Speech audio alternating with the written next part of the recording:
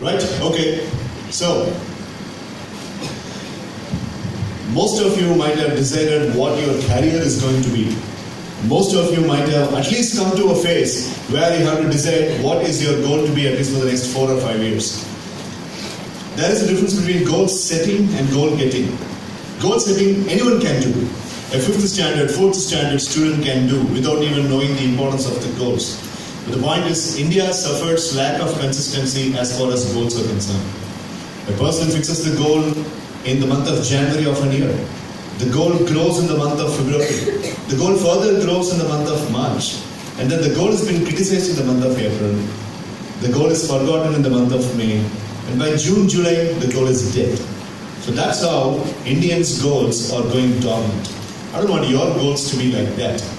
So the second step, now last week we spoke about how to set up a career and how to set a foundation for a career. But in this session what you are going to learn is how are you going to keep your mind so strong so that you can contain your career goal on a very substantial basis. Any motivation and inspiration given by anybody for that matter is just like palm water. It's not going to stay for long. However broad your palm is going to be, the water is not going to stay for long. But what I am speaking is having the inspiration resonated within yourself. So for that, as into psychological parameters, we need to discuss about some important points of how to keep our negativity always distanced. When I speak about negativity, I'm not only speaking about the negative people around us, the negative circumstances around us, the negative words that we listen to, and the negative kinds of causes that we are listening to. I'm referring the whole negativity that an youngster is experiencing. And that too when you are in the teenager. As I have already given you the statistics, a teenager experiences 68,555 thoughts in a day. Whereas a senior citizen experiences only 5,000 thoughts, a middle-aged person experiences only 20,000 thoughts, and a child which is within the age of 10 or 11 experiences only 10,000 thoughts or 15,000 thoughts odd. But only you, that is between 13 years and 29 years, the youngsters alone have 68,555 thoughts in a day if you're awake for 14 hours. But the negativity automatically comes, it emerges. I recently came across a counseling case. She was a +1 student in Coimbatore district. And she came to me and she mentioned a very important point. Sir, I was a very good student when I was doing my 10th standard. But now the school is pressurizing us. Conducting tests, they are putting into a lot of assessments. They are having very big intangible expectations out of us. Just because the school has to have a very good prominent reputation in the society, the school is really putting a marginal stress on us, and I'm not able to contain the stress. And I have also started getting self-doubts. Will I be able to clearly get the marks in +1? And next year, during the public examination, will I be really able to pass the public examination? The girl's self-esteem was so low. Her self-concept is being broken down. The father remains very confident, but the mother is very worried. She says, this is not how my girl used to be.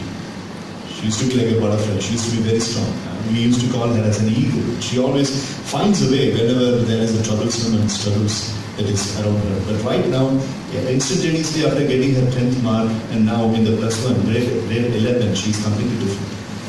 And I said, the teenagers going into various phases of mind transitions is quite common. The mother was not able to accept that psychological fact. She says, sir, whatever you are explaining is really understandable in the mind, but when it comes to the heart, I'm not able to understand why my daughter is going like this. I was giving a lot of solutions, but the point was, her father, he was very strong. Whatever the counselor has to speak, the father himself speaks to his wife. But she was not able to listen to the girl's father. She wanted some expert advice. I mentioned the things that I'm going to discuss to you right now, to that mother. And she was able to get satisfied. I would definitely stick my neck out and say she was able to get satisfied with the explanation that was given to her.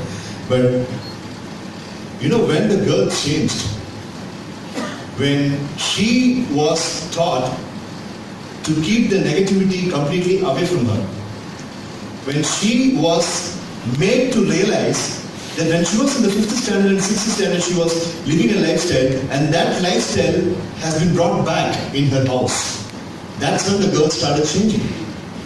Because the girl's cognitive mind resonance, listen to the word cognition. I will explain what is the meaning of the word cognition.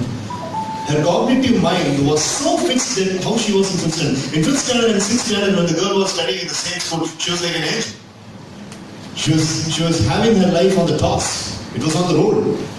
She was very contented. She did not have much friends, but her father and mother were very happy with the way that she was behaving.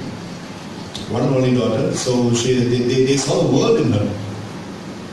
But what happened was, when she grew up, exclusively after 9th standard and 10th standard, they started judging her. They started whether this girl is going to be good in the future. Of course, she says that she wants to be a computer science engineer, but will she be really faring in computer science engineering? So the discussion started happening between mom and dad. And the girl has listened to it, and it has created a very big trauma into her mind. I don't want any of you to suffer the suffering. Of course, the girl went almost about 2.5 months of counseling sessions, and only then I was able to get the girl back on the road. But here I cannot spend around 2.5 months or 3 months along with you. 2 hours is all I have here.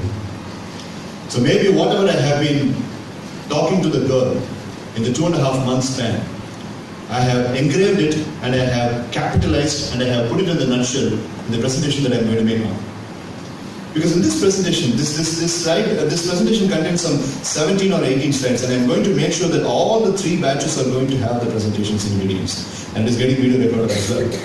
And it will be put into the YouTube channel. Please download it, keep it, and if you got your younger brother, younger sister, show that to them also, and even show that to your mom and dad for that matter.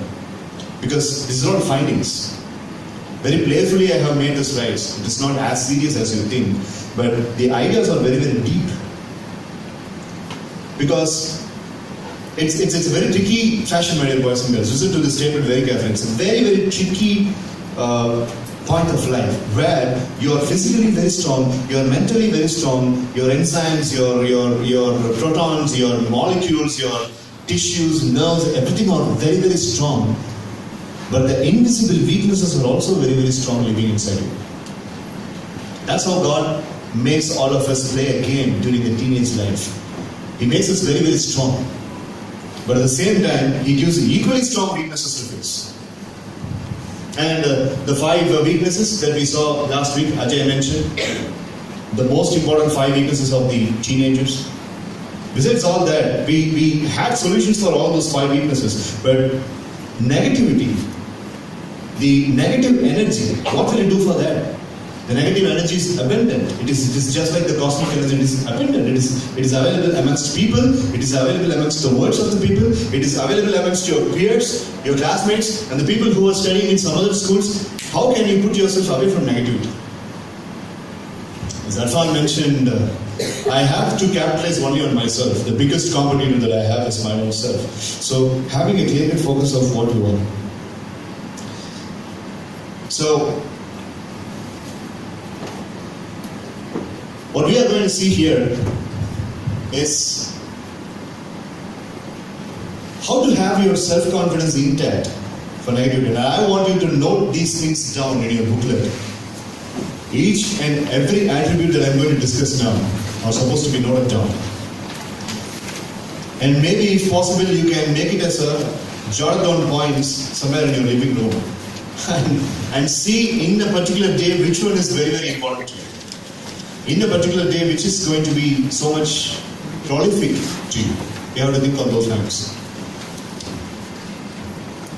How can you make this possible? From 8:30 in the morning till 5 o'clock in the evening when you are into the school campus and you are the topmost generic people with all the more strengths and positive vibes that are given into you. But the point is you are lacking positivity and you are welcoming negativity. How can you keep yourself better in terms of avoiding the negativity? And with related to this, my dear boys and girls, we are going to have a therapy, and that therapy is called as the cognitive therapy. That was mentioned in the previous slide. Cognitive therapy for youngsters. The session's title slide itself was that, cognitive therapy. But before, we are going to demonstrate the therapy. Mr. Tom has given me the promise that he will be helping me in all the multimedia bases. And during the therapy, I'll be putting did you notice the word auto-hypnosis last week? Yeah. I'm going to make auto-hypnosis live in this hall. I'm going to make you do the therapy. I'm going to demonstrate that. As a matter of fact, all the grade 10, 11, 12, all the 3 classes are going to have cognitive therapy exercise today within 4:30 this evening. Okay, right? So we have a very, very short period of time, so we will rush it. So the first and foremost way of avoiding the negativity is visualize your best possible self for the future. This is where most of the problem occurs. When you are not able to visualize, even when you are coming to the stage and you are supposed to make a presentation, the biggest point that is putting its palm against your chest, not allowing you to come to the stage, is your bad visualization. You visualize on a wrong basis that people are not going to like your presentation. You visualize on the wrong basis that people are not going to give you appreciation and stuff. So, as far as the career is concerned, as far as the goal is concerned, you have to visualize the best way possible. Maybe today you are an ordinary student, but the career choices we made last week, we saw various categories last week as far as the career choices are concerned. We saw like visionaries, idealists, inspirers, etc. Whatever you have decided, in order to avoid the negativity, the first and foremost thing you are supposed to do is visualize the best self possible. No limit for your possibilities at all. No limit for your potentials at all. You have to think on that line.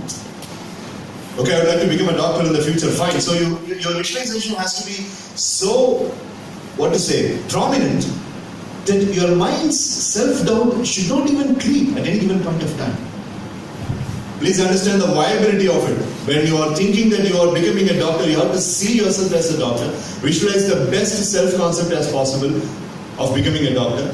And then there has to be no doubt at all in your mind. This is the first and foremost way of avoiding negativity. If you are not practicing this, nobody can help you. Established professionals are also experiencing very big problem in this. A doctor gets self-doubt at times. A teacher gets self-doubt at times. An industrialist gets self-doubt at times. An auditor gets self-doubt at times. Am I really doing what I'm supposed to do? Are people really liking me?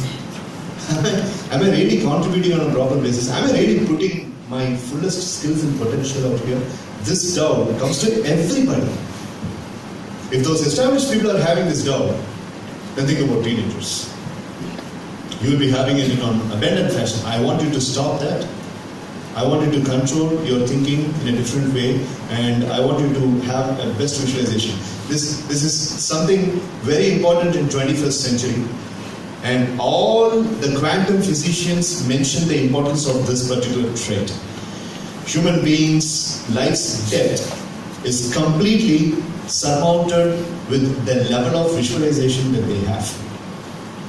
You ask any neurophysician, he will say what I am speaking about. The brain neuron scientists say that when you are able to see things here, only then it happens here. So the first and foremost way, in order to avoid your negativity, is visualize your best possible self. The next one. Get out of your comfort zone to explore more about yourself. The 4 people who came here holding the mic and standing on the stage, they mentioned that it is only after filling that particular SWOT analysis chart I came to know what I'm really capable of. So there, what did you do? In that assignment, you got out of your comfort zone. You stayed in the comfort zone and you put yourself into the shell and you thought you are not capable of anything. But when you started going out of the comfort zone and when you started writing those things, you got to understand that I have this in the stance. And that boy over there mentioned that I wanted to highlight my strengths. I wanted to discover my strengths more. All that happens only when you are when you are out of the comfort zone. The second thing for getting out of negativity is this. What was the first one? Visualize the best self possible. No limitations in that. What's the second one? If you have to make the visualization as a reality, you have to take efforts by being out of your comfort zone. And the third one. My personal favorite. Take stock of your weaknesses and realize that you can always work at them. Please understand, you have to make a prestigious confession that you have weaknesses. And you have to accept within yourself that, yes, I have weaknesses, but at the same time, I can work on the weaknesses. A person who does not have proper level of identity about the weaknesses gets angry when somebody criticizes him or her. I would like to become an aeronautical engineer. With Manikandan Sundaresan's session of career building, I have come to a conclusion that I am going to become an aeronautical engineer. No change. Very solid, discrete decision you have made. When someone comes and says that you are very bad in numbers, your weakness is your math, you are very bad in judgment. Math, judgment, both are supposed to be important for an aeronautical engineer. You can't go far. That person says, he criticizes. Tom sir? It's not working. Trying to show you. So that person criticizes you, stating that you don't have that in you. At that point of time, instead of showing your vulgar anger towards a person, instead of telling the person, don't you ever judge me, just talk to yourself. Okay, the person is right. He is right. Yes, I am weak in math. Yes, I am weak in judgment. Yes, I am weak in gross motoring skills. But maybe I can work on them. If I am badly in need of that career, I have to work on them. Simple. You have to think on those lines. But instead of that, what you are doing is you are giving life to negative emotions. You are making a disagreement with the person, and you are falling prey for it. So, don't give negative emotions when somebody is denoting your weaknesses. When somebody appreciates you, you can ignore the appreciations. You know who is a real human being with proper leadership skills? When a person clearly gives complete attention ears when somebody criticizes. When somebody says, I love criticisms about me. Right? Oracle's founder Larry Ellison always says that I want criticisms from the other company. I want criticisms from Microsoft. I want criticisms from IBM. Only then I can see Oracle in a big height. When IBM and Microsoft are jabbing against me, it means I am really irritating them. So I want more jabbing to take place. If India Times comes and appreciates, if Times of India comes and appreciates, who cares? I want people to come up with a criticism. Because criticism is the fuel for me, he says. Right? One among the top industries in the world. So be open for criticism. It is because of the fear of criticism a person does not come to the stage. It is because of the fear of criticism a person is not sticking to the God's decision, a carrier's decision. Admit that I have the weaknesses, but I can also have the tendency to work towards. Fourth one. Well, this requires a lot of practice. And this is particularly not easy. But I'm not saying it is impossible. Complete mind discipline. Our mind is running in autopilot. Clear example is me. This morning something happened. I wanted to come to the school in time. I started my car from Chairman Sir's house. I was a little fast. I came near the school's gate. There were 3 continuous calls. First call was by Rashmi ma'am. Second call was by Principal sir. Third call was by Priya ma'am.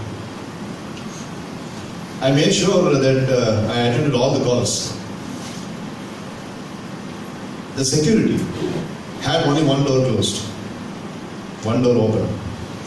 I thought I am Vin Diesel or Fast and Furious. But I just wanted to pop into the school's cabin. And these expert drivers of the school buses, they were standing and they were giving me a warning look. My dear Charlie Chaplin, please be there. You're definitely going to hurt yourself if you're getting inside the school with an idea that you can get into your school with just having one gate open. I was very good in my driving skills. I thought I can make a Cobra moment and I can get into the school's campus. Because I wanted to win the heart of Manikandan sir. Okay, Manikandan Sundaresan is some time. I wanted Manikandan sir to say that. But that didn't happen. You know what happened?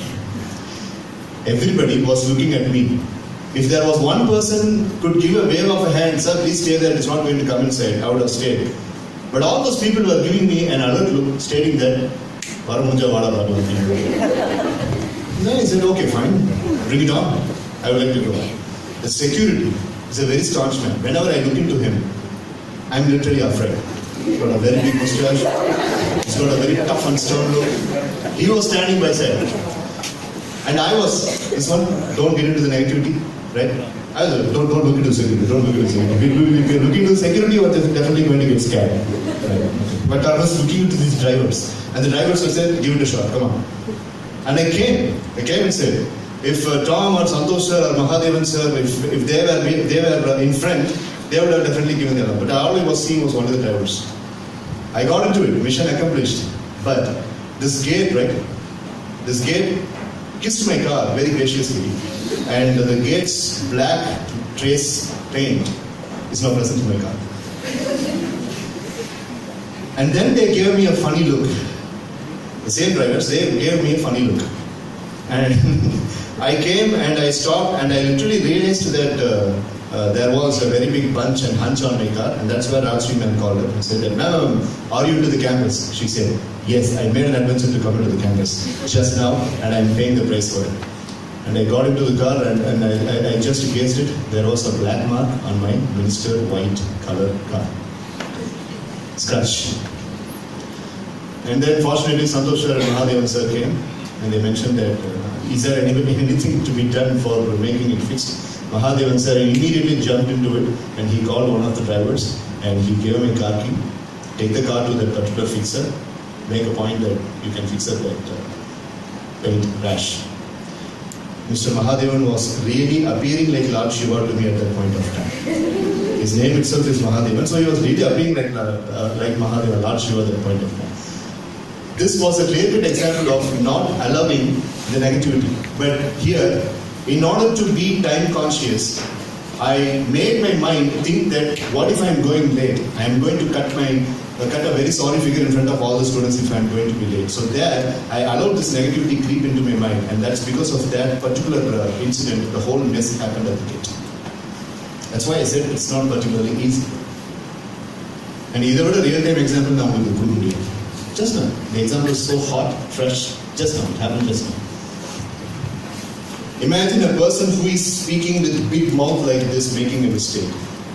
Like this, a stupid mistake like this. And imagine a particular student who is in the teenage. It's a choice. At any given point of time, it's a choice. Monday morning, we have this negativity coming and consuming us big time. Right? When you are starting to write your examination, you allow your negativity to consume you. And when it comes to think of a career, when you are talking about the career and your mom and dad say that your career idea is pathetically wrong, you get so angry and you talk to the mom and dad, and there the negativity comes and compulses you and it consumes you. It's all about taming the mind. So fourth one, take a big stop. What is the first one? The first one to avoid negativity against your career decisions and goals. Come on, shout. Second one. Third one. Fourth one. Tame the mind to reduce thinking about negativity. And the fifth one, my dear boys and girls, affirm yourself that you are a master healer of your emotional wounds. A very famous word right now, emotional wounds. Emotional wounds. I have already given the this explanation to you last year when I met you. Dr. Maxwell Maltz, a famous plastic surgeon, he makes plastic surgery onto the body of every individual. And one lady comes and asks, whatever the physical surgery you are going to make on my body is not going to make me happy. And he asks why? Because I have got so much of emotional wounds for which you cannot even connect any plastic surgery. So that's where Dr. Maxwell Maltz thought, and he came up with a book called as Psycho-Cybernetics. Okay? So emotional wounds, when somebody has hurt you, when somebody has embarrassed you, when you have failed in a particular goal, when you have failed in your particular effort, when you have failed in a particular plan that you have executed, and when you are insulted by someone, when you are pegged by someone, when you are put down by someone, these are all emotional wounds.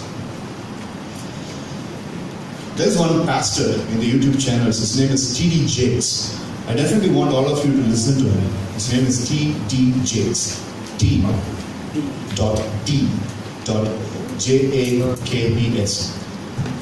What a kind of energy that man has. 60 years old, very stout person.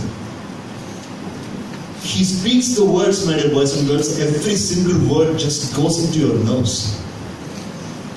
He's a pastor in the church, but I don't believe that he's a pastor in the church. He's a real savior. You have to listen to his speech. Right? And whenever I listen to T.D. Jakes, life appears very simplistic for me. And he says, tell yourself that you're supposed to be injured, but you're a master healer. T.D. Jakes mentions that when you are emotionally wounded, affirm yourself that I might be emotionally wounded, I might be emotionally injured, but with my faith, I can heal fast. I repeat, I might be emotionally injured, but with my faith, I heal fast. It's a oratory statement, I agree, during the pastoring, but that contains a very big, profound truth. You might be injured, but you can heal faster by your faith. You might be lost, but you can heal faster with your faith. So, emotional wounds. You are a master healer of your own emotional wounds. You have to heal your emotional wounds with your faith only. You have to have a hope. So when your goals putting you down, when your first ever effort towards your career, towards your kind of life aspiration is putting you down, it is only you who can work, reassure, re-strategize, and get up from the emotional wound. So the fifth way of staying out of the negativity is understanding that you can really heal the emotional wounds. You cannot take help from anybody. You can do it only by yourself. And the sixth one. Always protect the picture of your goal at mind. Again, this is a reassurance of the first point that we mentioned. Protect the picture. Have a goal and protect the picture. When you have decided a career with this career guidance, you have to protect that particular decision. Look, this decision I have taken after all the deliberation, after all the master choices, and besides all the embarrassments I had, besides all the bottlenecks I had, I have made this decision, and in no circumstance I'm going to change this decision for anybody. This is the sixth point. Protecting your decision. Protecting what you have mastered as a choice. When someone finds fault, when someone comes and criticizes, when someone says you are wrong, protecting that particular goal and not changing just because those people are saying it's wrong.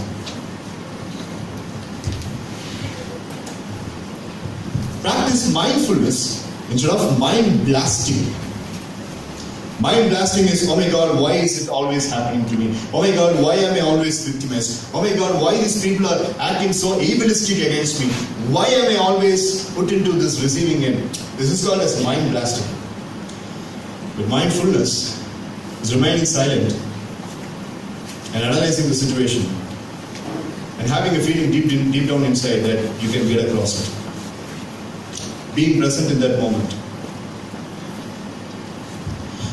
There was one teacher, and the teacher was criticized for not being updated to the current technology back home in Coimbatore district. And that person visited, and he was having it was not for a counseling session, of course. I'm much younger than him, and I always tell him whenever he comes for an advice, I always tell him, sir, you're much elder than me. So it doesn't mean that I'll have to take advantage of him. No. But that man was so broke one point of time, he said, Manikandan, I'm not able to operate computers. I'm not good in using smartphone. I'm not good in, just like the other people. I don't even know how to connect the projector. I don't even know what should happen when I'm getting into this multimedia objects. And these people are really making fun out of me. And this morning, it's Tamil teacher. This morning when I was taking class, one particular statement from one particular staff really irked me. I naturally never allow these statements to come and harass me. But this colleague of mine who has been a very kind-hearted, very polite person, the person made a statement today, I'm not able to jump out of it. I'm not able to snap out of it. I don't know why. And he asked me a question. When you have this kind of situation, what do you naturally do? He asked me. And I asked him, sir, you are asking me as an expert. Yes. You're going to various places, you're advising many people, so why don't you give me a solution? He asked. I said, so first of all, please accept my apologies. I have never been in this kind of a situation. I'm not working as a full-time professional. I was working as an assistant professor in an engineering college. I was a professor for about 6 years. But even during those times, I did not have this kind of... Okay, hypothetically, if someone is like really perturbing you, like what I have experienced, what would you do? I asked him only one simple question. Do you value that person who made that statement? Yes, of course I value the person. He's working along with me. Okay, that's respect. I'm not asking you whether you are respecting the person. Do you value the person? The person is a very big intellectual person. He is an English teacher, got so much of certifications for, from Cambridge, and he's really good. That's the esteem that you are giving the person. Again, you are making a mistake. I did not ask about the esteem you are giving the person. I did not ask about the respect I give to the person. I'm asking you, do you value the person? Is there a difference, Mr. Manikandan? Value, esteem, respect? And I said, of course, yes. Of course, there's a difference. Rose is a beautiful flower. That's not value. That's attraction. Rose has got lots of thorns amidst. That's not value. That's judgment, and that's reality. When I smell the fragrance of rose, I get a lot of confidence. I get a lot of peace. That's a value you give for rose. Do you understand the difference? Do you understand the difference? I gave this example and then he thought, okay, right. No, I don't value the person. Any of the living style of the person attracts you? No. Any of the words and deeds the person say that are they inspiring you? No. And for the next continuous questions, the answer was only no, no, no, no. Then I said, you're not valuing a person. And when you're not valuing the person, and when the comments are coming from the person whom you don't value, that comments have to be ditched. They have to be ignored. But if you are getting some comments from the real people whom you really value, you have to sit, you have to write down, you have to put things into the black and white, and you have to really work for it, because it is from the person whom you really value. Your mom, your dad, your mentor, your elder brother, your childhood friend, the boss where you are working for, the superior. But there are some people whom you might respect, whom you might, give esteem, whom you might give prestige, but not value. Why I am saying this teacher example is that person was mind blasting. How come this person uttered the statement? How come this person uttered the statement? But when I gave him this metaphor, he was able to think on the mindful basis at that particular point of time. And I also made sure to that person, when you look into the English teacher the next day morning, please don't show any differences. That's also about mindfulness. So mindfulness is all about thinking. See, you, just like that Tamil teacher I mentioned, you are also experiencing a lot of things. Am I right or wrong? Yes or no? Yes. You are experiencing catcalls, you are experiencing criticism, you are experiencing pinpointing, you are experiencing sometimes your character assassinated, sometimes your ideas are assassinated, sometimes your opinions are assassinated. During those times, I just want you to think only one question. Am I valuing this particular person? Am I valuing this particular situation? If I'm not valuing this particular situation, if I'm not valuing this particular person, then I don't give an entry ticket to enter into my heart. But you give entry ticket to everybody to enter into your heart. That's a mistake. That's called as mind blasting. But if you think about value, that's called as mindfulness. Okay? So, stay out of negativity using the seventh step called as mindfulness, not mind blasting. 8th one, count on bad experiences as valuable lessons and please protect your self-esteem.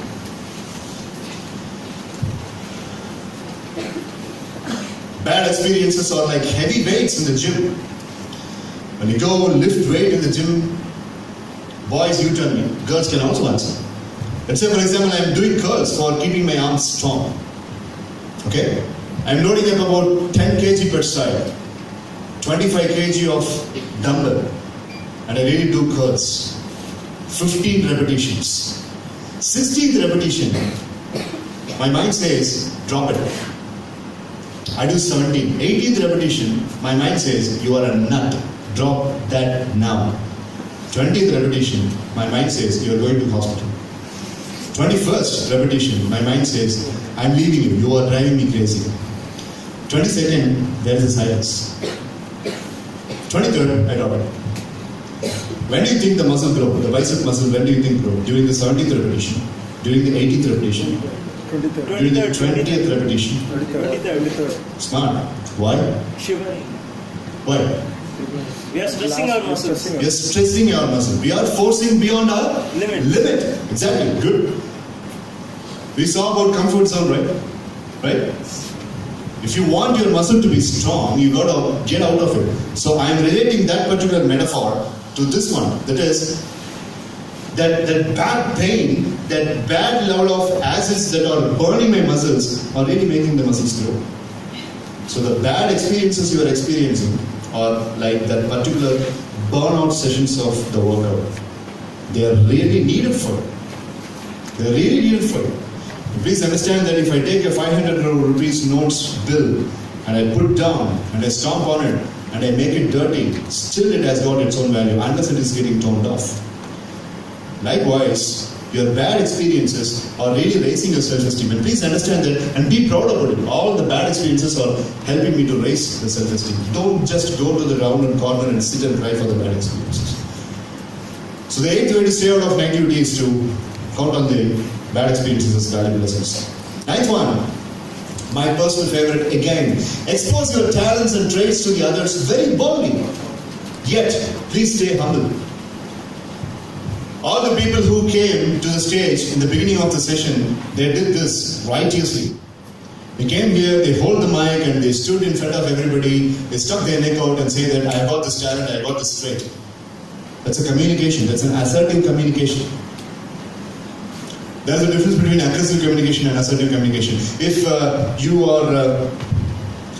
are really having the tendency of telling yourself that these are all the strengths and skills available in me, then that's a very big trait in 21st century.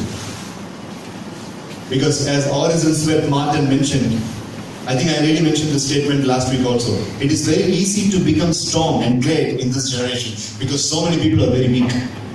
He said, it is very easy to stay strong and become great in this generation because this generation people are very weak. What a big criticism against you by that man. He calls your generation as a weak generation. Because they try once, they fail, they run away. They try second time, out of the pressure, they fail again, they run away again. They try the third time, out of the pressure, they fail again, they finish their life. That's what he says. But we are living in a very blessed kind of an era where the technology is at its best. But are we really using it? No. So, you have to exert to the others that you have got talents. In 1945, one man who is currently who is currently working for AT&T, a very big American telecommunication company. Heard about it? AT&T? Yes, carry on. Correct, good. So this man is right now holding up a very top position in AT&T. In 1945, he lost a job in he was not there in a telecommunication company. It was a merchandise company in 1945. He lost a job. Telecommunication was not at its growth even in America in 1945. He went to some other company and he stood in front of all the people. Excuse me, he stood in front of the HR. The HR said, what do you want? Is there a job today that I can join? I was working in this merchandise company and the merchandise company has been shut down because of lots of laws. I need a job. He asks. The HR manager says, you need to meet the vice president. I cannot take a call. Just gets into the vice president's office. Just barges into the vice president's office and he stands with a lot of smile. Big, huge, fabulous smile. And the vice president said, yes, you brought coffee for me. Come on, place on the table. No, I came here to ask for a job. Ask for a job. Who gave my address to you? You are HR manager. I have to fire him first. Okay, what do you want? I want a job, sir. Is this a way to ask for a job? Just barging into my office and you are asking for a job? No, I really have some talents. You will be really attractive. Why don't we set up an interview? I'll definitely crack the interview and I will join the company. I might have set an interview, but I don't like your attitude. Get up. Evening 5 o'clock, the man was packing his briefcase. And again, he came and stood with a fabulous smile. What do you want? I said I want a job. 9 o'clock, I asked, you are busy? So that's why I came here at 5 o'clock. Didn't I tell you that I don't have a job? Yes, you did, but 5 o'clock, 8 hours later, somebody might have been injured. You might have been firing. You recently said you were going to fire the HR manager. So you might have fired somebody. So I thought, will you please give me a room? My mother is sick. I have to get back home. Sorry, sir. Next day morning, 9 o'clock, he comes and stands in front of the vice president. Sir, how are you? And by the way, how's your mother? What the hell do you want? I said, I want a job. I thought your mother might have been admitted in the hospital and you might be busy. You might have been looking for somebody to fill your place. Maybe I can look at it. Are you mad? You really need some mental treatment, you see. Thank you. Even for that, I would go outside and say that this particular enterprise chairman has sponsored me for the mental treatment. Is there any job, sir? No, by any chance. Please leave. I don't want you to come and you look like a professional, I agree, but I don't have a vacancy. Sorry, sir. Wednesday morning, 9 o'clock, he comes and stands with even more a bigger fabulous smile. He says, sir, have you fired someone? Today, can I have a chance? If you don't have a chance, fine. Okay, if I don't give you a chance, what will you do? I'll come tomorrow morning, 9 o'clock. Thanks, bye. Thursday morning, he comes and stands. He said, is there anyone who is absent today? Can I fill it? Just one day, just one day. I'll fill that particular person's place, the absentee's place, and I can prove some net worth. No, nobody's absent. 100% attendance. Get the hell out. Right. Saturday morning, he comes and stands. What makes you come and stand on Saturday morning? I know Saturdays you are working. Okay. What makes you come and stand? I thought somebody might have dead in your office today, so maybe I can fill the place. No, nobody is dead. But if I'm seeing you one more time, then there will be really a death. Either you or me tomorrow morning. Monday morning, the person comes again as if nothing has happened and comes and stands with a tie and a suit and with a file this time. What do you want now? I saw wonderful news in the newspaper. Your stock market is crashing. Your net worth is down. So you are going to retrench people. You are going to make people run out of the company. So I'm having about 15 vacancies. Am I right? Because I'm going to send people 15 people outside. And what wild dream you have, you will be filling around one of those 15 places. I don't need salary, Mr. Ruford. I just want a place. That's it. So please count me. Still my answer is no, because such a redundant attitude I have never seen. Next day again. And one day, that was Thursday in the morning, and he comes and says, sir, this time I don't want you to say anything because Thursday is very auspicious to me. So maybe speak something nice, I will go. Get me some coffee. Thank you, sir. Thank you so much. I said, get me some coffee. I did not say I'm going to offer you something. No, that stuff is good. Till yesterday you were saying get out, get lost, but today you are asking me to give me a coffee. That's a huge sign. Okay, go. Just get lost. Give me a coffee. Sir, smile. For the first time I'm seeing smile on your face. Hope is getting raised. No, don't have any ideas. Just get a coffee and come back. So for 3 days he's getting coffee. 4th day something happens in the accounts department. One person really pulls up the fight with the MD and he leaves. Okay. And again the person comes with the coffee, graciously holding the smile. And this time he really makes the vice president think. Look, there is a retrenchment that has been going on, and one person really pulled up the fight and he went away. Would you like to fill the place? Even without finishing the statement, he said, yes sir, of course I will be filling the place. I will not be able to pay you a salary, but I can give you a stipend. That's good enough. I mean, don't worry about the money. I need an opportunity. And he ultimately got a job. With the kind of the tissue paper that was on the coffee table, he took up, okay, currently take it as a contract, and I will be giving a neat contract a little bit later. So you're good. How many days do you think this person has tried with the same kind of an attitude? 2 weeks. How many days? Just give a wild guess. How many days? 2 weeks. 2 weeks. And what the person was doing in all the 2 weeks, in all the day, he was asked to get lost, he was asked to get out, but the person stuck to the belief that he has got some talents and traits, and he won. That is what the 9th one. Do you really think today's youngsters will go and meet the HRs of the companies like this? Right? This man's name is Denzel Maverick. He's working as the Vice President Operations in AT&T America. And when he was 26 years of age, in 1945, this was a real story in his life. And when I read the story in one of the magazines, I was so much humbled. Look at the attitude of the person. Because the person believes so much in his talents and traits. That's 9th one, to be out of the negativity. 10th one. Trust your instincts in your own decisions and never give up on them. One thing I advise today's youngsters is give more trust for your instincts.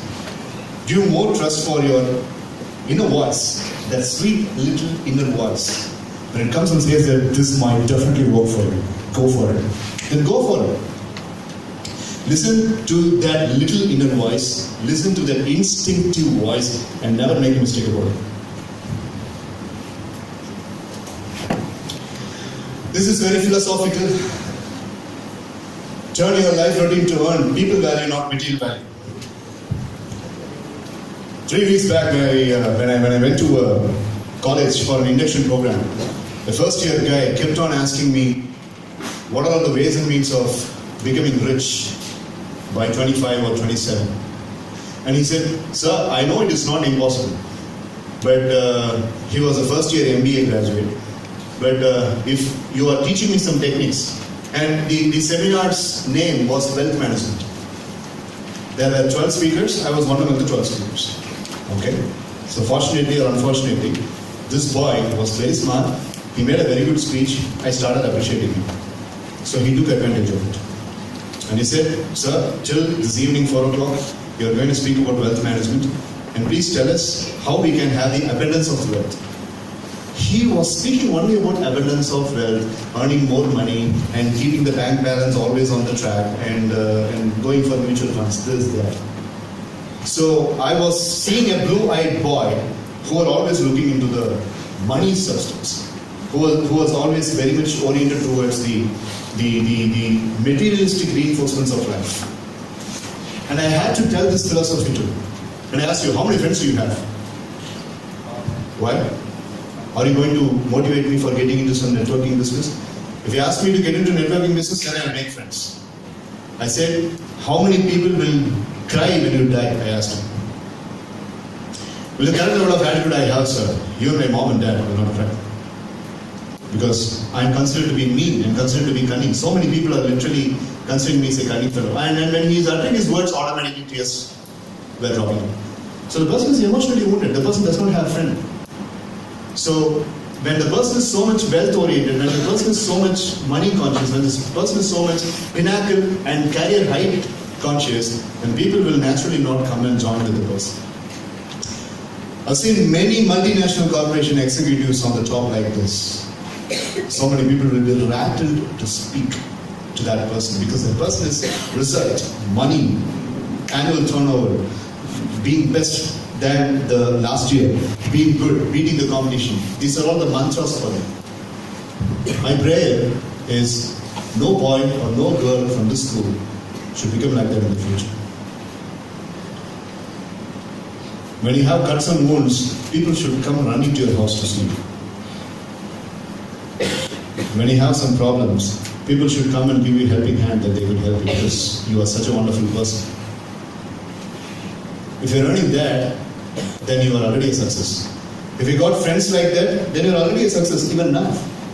How many people would like to stick your neck out and say that you have got friends like that without expecting anything from me in return? I have got so many people in my family and in my friend circle who would put their hands up for helping me out. How many people have got such friends?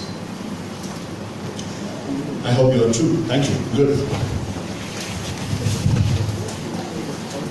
Identify your interests and self-concept boosters. The next thing you are supposed to do in order to avoid negativity against your career goal, against your targets in life, is to find out some interest in self-concept boosters. Like reading a book, like learning a new technology, like knowing a particular course and learning it. I have clearly mentioned that it has to boost your self-concept. A very, very predominant word, self-concept. When somebody is asking you, who are you, you say your name. That is your identity. That is your just nomenclature identity. But who you really are is a real self-concept that you have brought for yourself. When I go and speak to your mom and dad, what do you think about your daughter? What do you think about your son? The thing that they are going to explain is called as your self-concept. I'm least bothered about what you are thinking about your self-concept. What have you communicated to your mom and dad that this is what is a self-concept of me as a son, this is what is a self-concept of me as a daughter. I want that to be known. One day I will meet your parents and I will definitely ask this question to them. And I would like to dream a particular situation where the parents say that I did not know about the self-concept, but this Excel Global School premises has given a lot of self-concept to my son and daughter. And when I say that, that's a success for the school. And all your teachers, the chairman, the MD, everybody is working only towards that point alone, nothing else. Nothing else. Even I am working for the same reason. So you need to identify what are going to be the elements for taking your self-concept up. Physically work out by holding a stern focus of your body and mind mastery. Nothing is going to be possible if you are not taking care of your health. If you are not taking care of your mind and body. Every single day, what is your ritual to take care of your mind and body? And when you are taking care of your mind and body, I want you to have an ideal picture of how you are supposed to be. When Sushil Kumar was asked in the Olympics, in Hindi they asked, he's not very good in English vernacular ability, and they asked, when you are trying when he won the bronze medal, when you are trying to become a wrestler, what was the picture that you hold up in mind? And he said, I had the picture of Hercules. What about Hercules? A historical vintage character. I had the picture of Hercules, nothing else. I didn't think about Sylvester Stallone, I didn't think about Arnold Schwarzenegger, I didn't think about any other Indian bodybuilders. I had the mind of Hercules. So the stern focus, right? Okay? So that particular, when some people go for the diet, some people go for running, speed jogging, swimming, steam bath, but still they will remain in the same way. Because the efforts are being taken, but in the mind, they never see a very good picture of how trim they want to be. The focus is bad, but the actions are on the right. Actions being on the right track and the focus is being in the opposite track, result is going to be zero. So I want you to work out. I want you to really take care of your physical and mental health routine. 14th one is a very interesting one. Cultivate good timeline activities other than screen timings. Timeline activities. We spoke about interest a couple of minutes back, and this timeline activities is something that is really going to give a very good identity of yourself. When you are in the free time, when you are having some stopgap time, what do? As Swami Vivekananda mentioned, when a person is completely alone, what kind of thoughts the person gets is what is going to determine the person's life. When I say screen timings, avoid using the laptops, avoid using the smartphone. Other than that, what are you going to have as the tasks or as the timeline activities for keeping yourself very strong? Identify that. Because when you identify that on a proper basis, your negativity is going to be completely away from you. 15. This is so crucial, my dear boys and girls. Recollect the days of your 4th standard, 5th standard, 6th standard, because recollect things from your past and get strengthened. When you are emotionally down, when you are completely starving with motivation, I want you to go back to your past. If you have been spending a lot of time in Excel, and if you are a person who is studying in Excel for about 10 years, then things are going to be pretty easy for you. Think about the past, think about the level of good deed that you had, and how did you come across the struggles. Past is a very big library for your upliftment.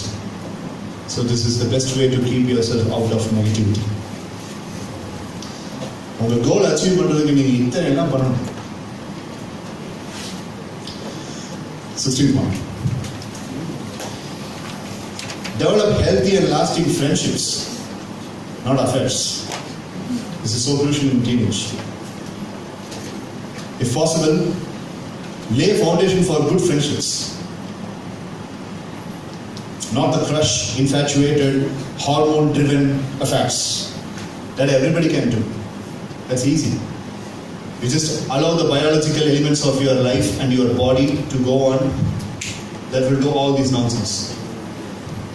People getting addicted to a couple of apps in smartphone, people getting addicted to a couple of websites, people seeing the opposite gender in a bad way and in a moronic way. All this happens because of allowing the biological hormones to dominate you. If you're not allowing your biological elements to dominate, then why do you think those cruel things are happening? அப்போ அந்த invisible matters சொல்லக்கூடிய அந்த biological hormones control பண்ண முடியாத அளவுக்கு we are weak. And that's a very big disease. We're already a psychological patient. Right? So, it's a wonderful time to create timeline friendships. During the +1, +2, and the first few years of undergraduation, that's where you lay a proper foundation of attracting proper good friends for your lifetime. And so many times people make the mistake of confusing between the friendships and bad affairs, and they get into this relationship turmoil. They get into this bad web like a spider, and they're not able to get across. So cultivate friendships, not affair. When you're talking to a girl and when you're talking to a boy, think that noble, even if it is for an official reason, even if it is for a personal reason, have noble thought that this is a person. Don't elucidate the judgment that this is a boy, this is a girl. Here is a person good at heart, a person good at deed, and I would like to have a very good friendship with this particular person. Think on that line. That's how a disciplined Indian citizen thinks. You made a promise that you will remain as a prominent Indian citizen. Don't forget that. Stop comparing yourself with others. You are special and unique. The best way to deal with your negativity is not comparing yourself with others. My physical attributes are like this, that person is like that, this person is like that.